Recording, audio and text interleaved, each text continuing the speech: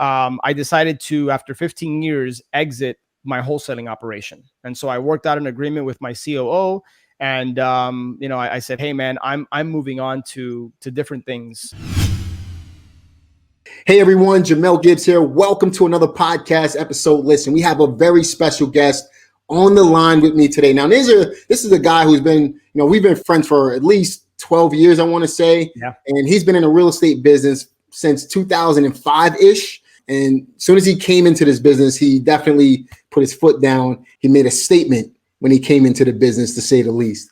But I wanted to talk to him about how he's made a transition in his wholesaling business. And you'll be surprised what we're going to talk about today. Sometimes bigger is not always better.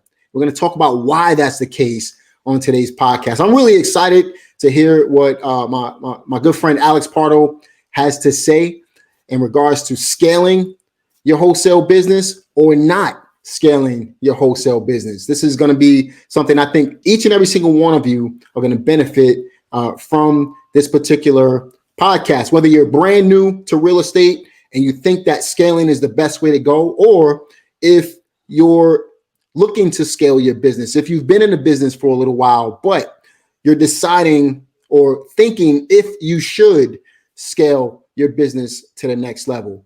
You'll be surprised, like I said, to find out what Alex is going to talk about today.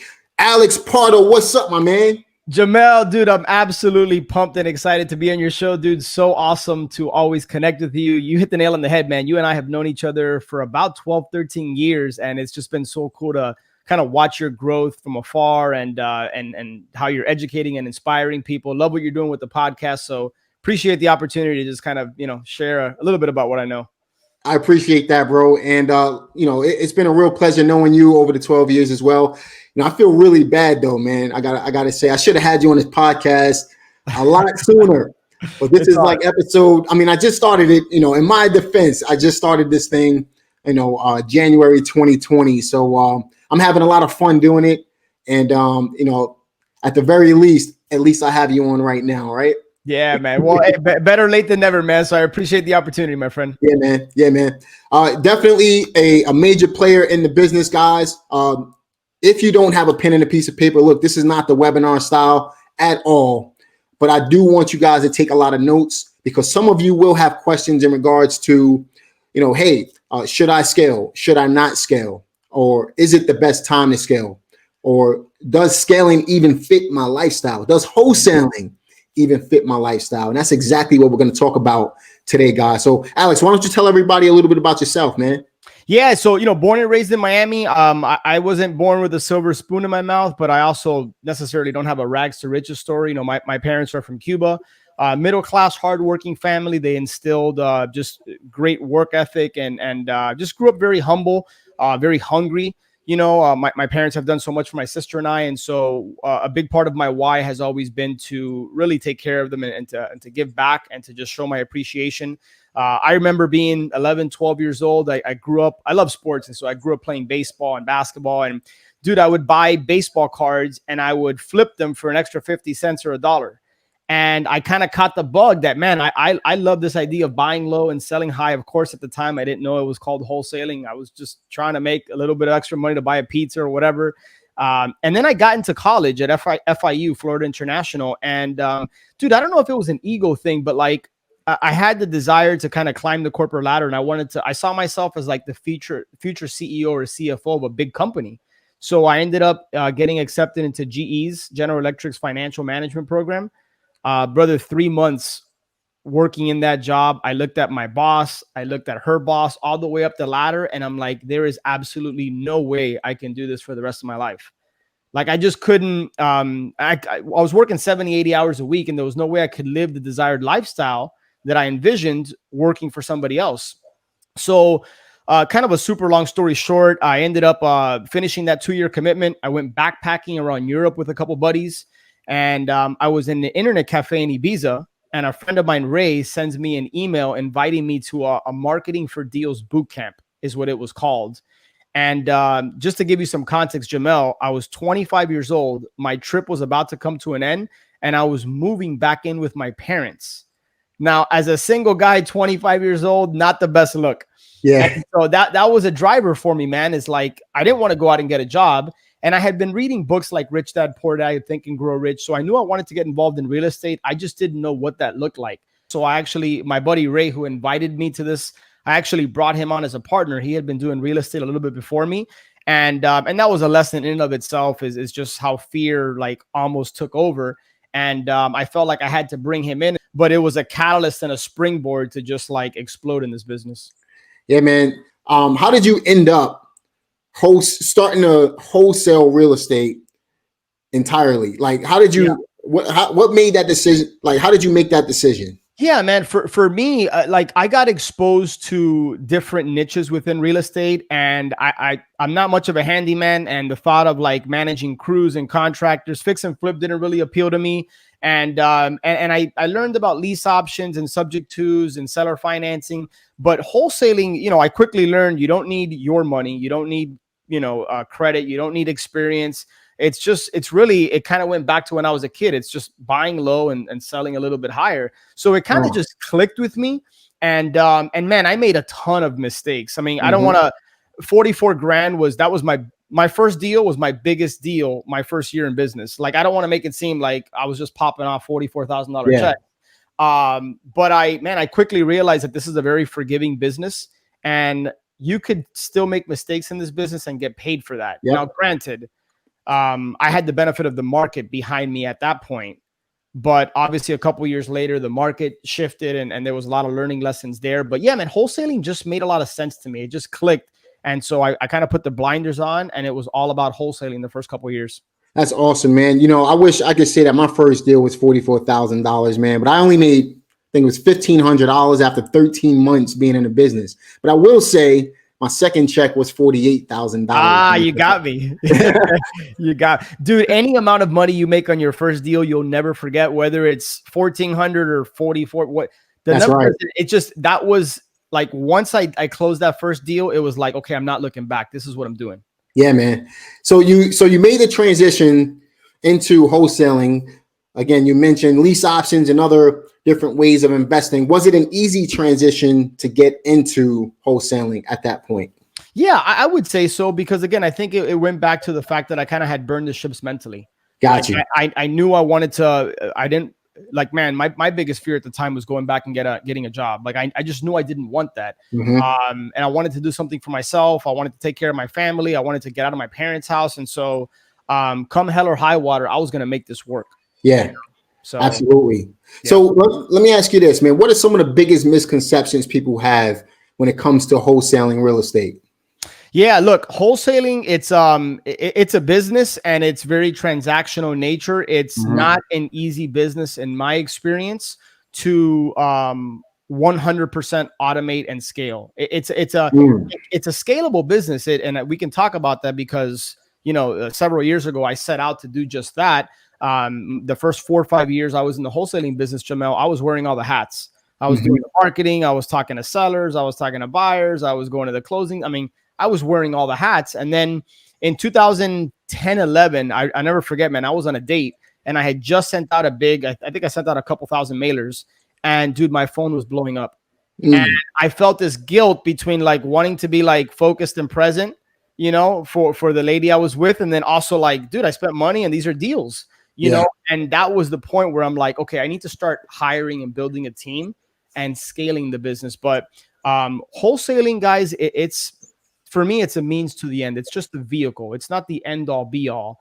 And it's very transactional. It can be a grind. It can be a hustle. So it's a great business to generate a lot of cash.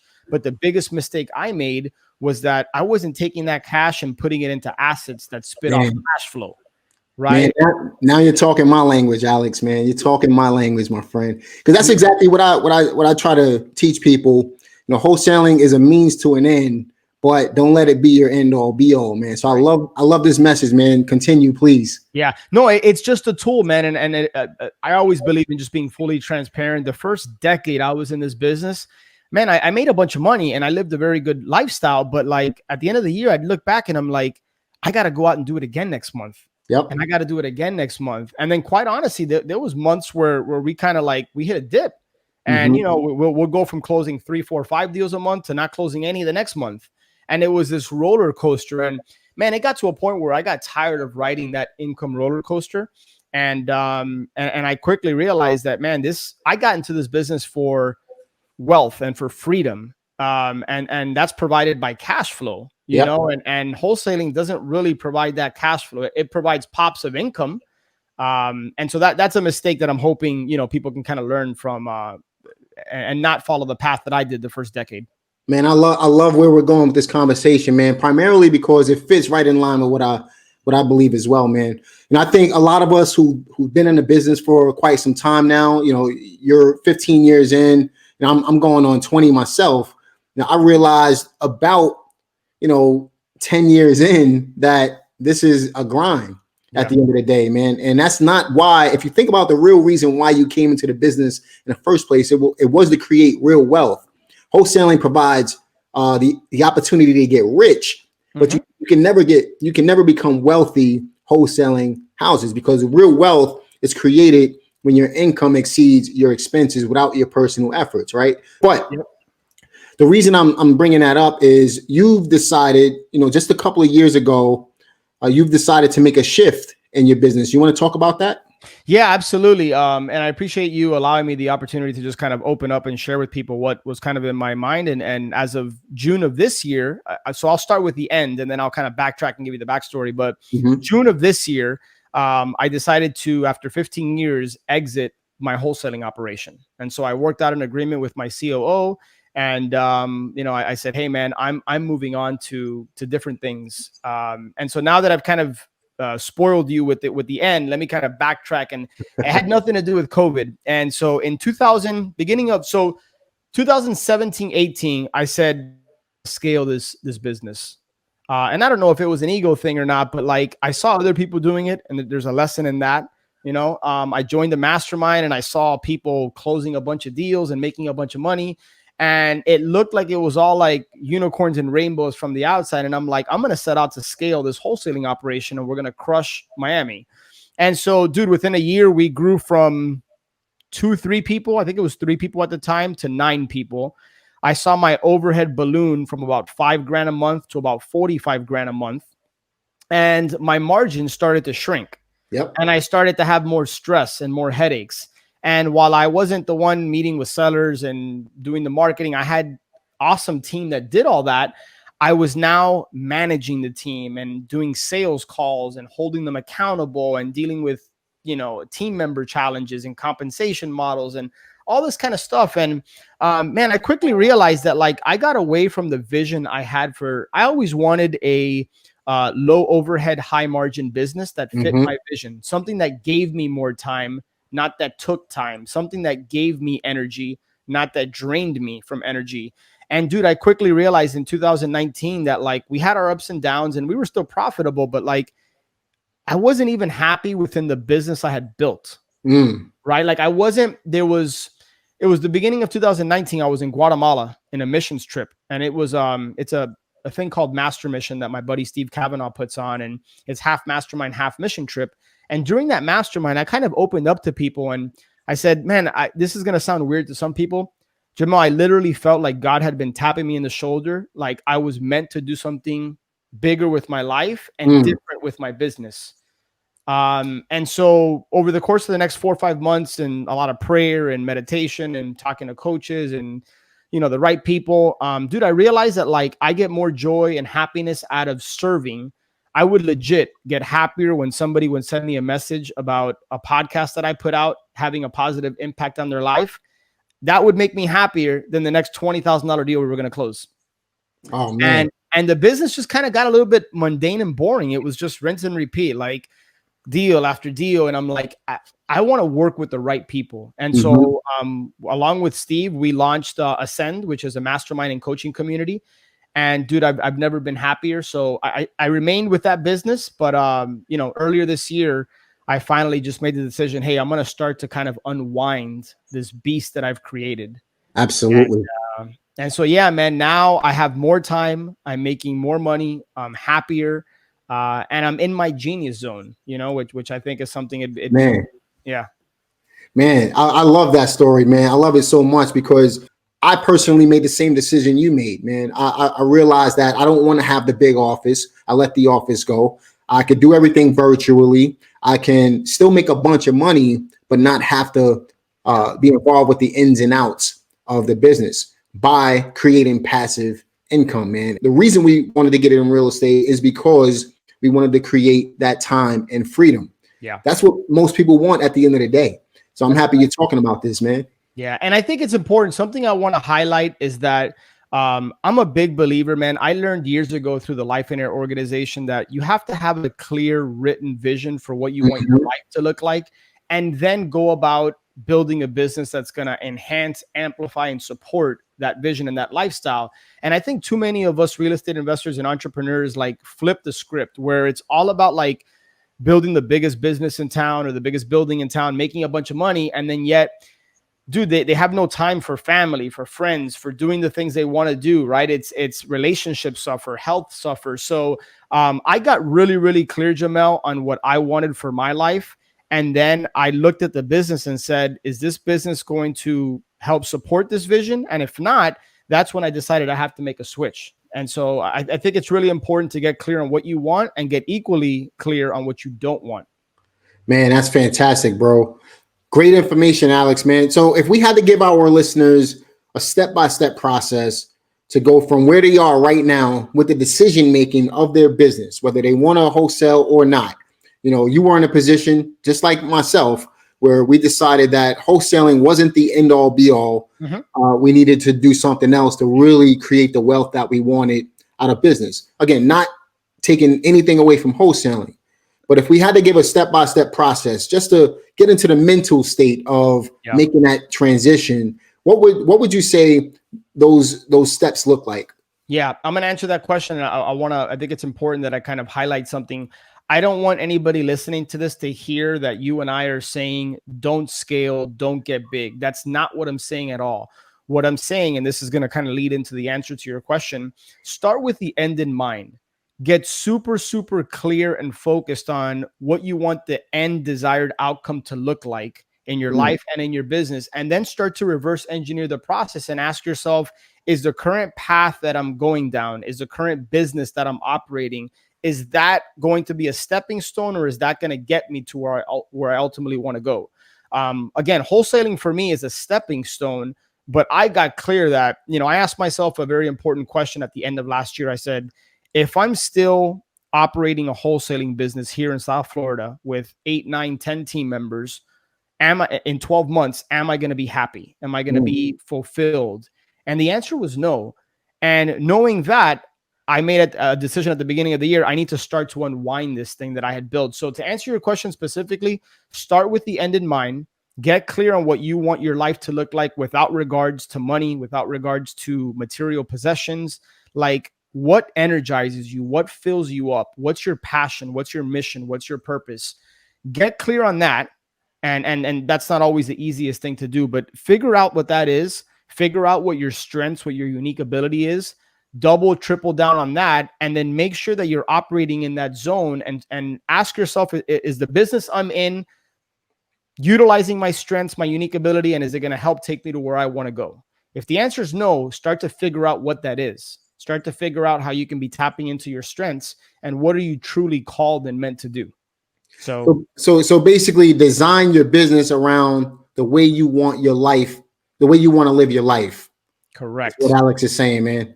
Dude, so one of the exercises that was just a complete game changer for me. It was a blank calendar, Jamel. And in this blank calendar, so think, you know, you got Sunday, Monday, Tuesday, all the way through Saturday, and you got all these boxes. And the exercise was, if you could live your ideal day/week, put in the boxes what you would be doing with your time. And so whatever that is, right? So for me, it was I wanted to play golf on Friday, and I wanted to hang out with my family these days, and I wanted to do this. So you fill that in, and then at the end, you see, okay, where are the white boxes? This is where you can fit your business into.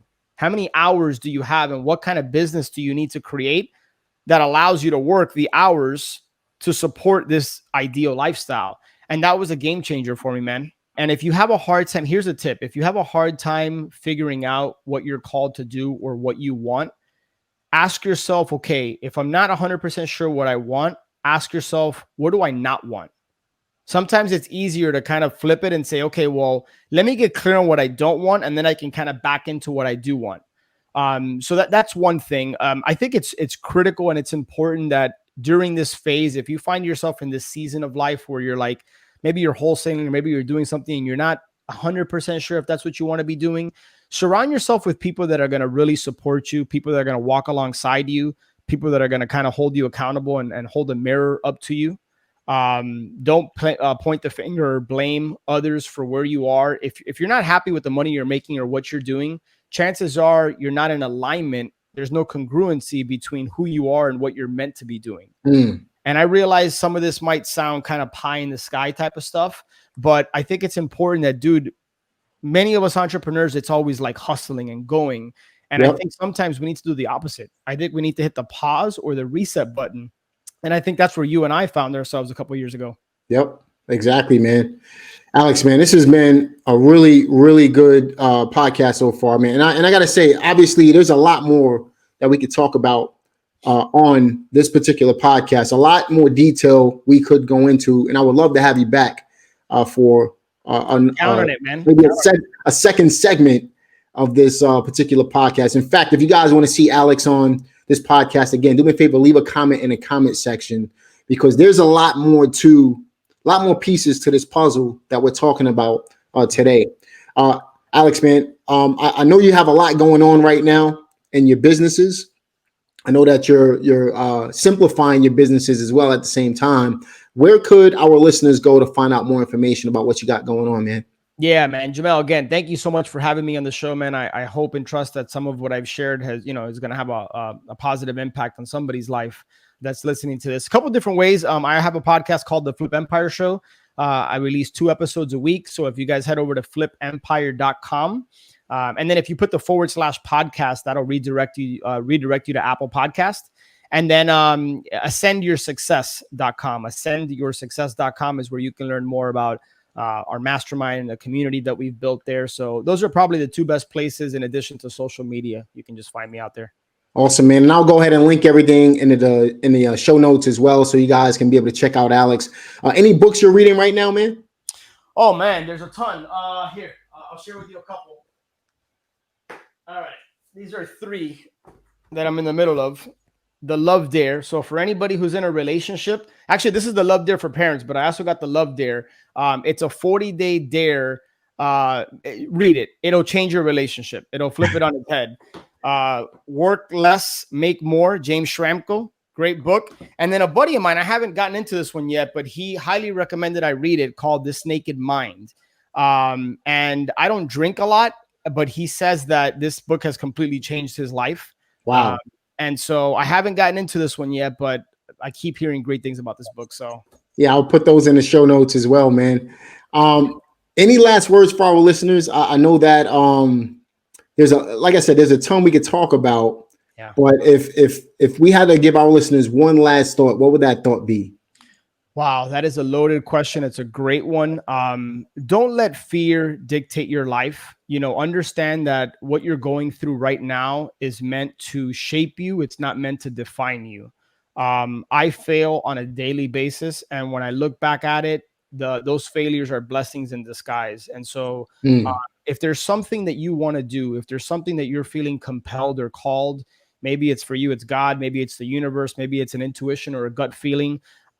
Don't delay the inevitable. Do what you got to do, because sometimes, man, unfortunately, it takes a tragedy. It takes somebody's passing to remind you and sober you up to the fact that dude, the next minute isn't promised. That's right. And so it's so important that we take advantage of the limited time we have on this earth to do the things that are going to energize us and that are going to have a positive impact on people's life, whatever that might be for you. So figure out what your gifts and talents are. Double down on those things and just go out there and create an awesome life, because we really only have one shot at this thing. Man, this has been a great podcast, man. I definitely want to have you back to go in a little more detail on what we were talking about today. Yeah. Just having that epiphany. We're not telling, like you said, man, we're not telling people not to scale their wholesale business. The idea is to wrap your business around how you want to live your life. Bingo. It's probably the best way to put it. Yeah. And if you're brand new or if you've been in the business for a while, this definitely affects you as a real estate investor. Alex, man, it's been a real pleasure having you, brother. Looking forward to having you again. And thank you guys for listening in on another podcast. I'll see you guys on the next one. Take care. Have a great one.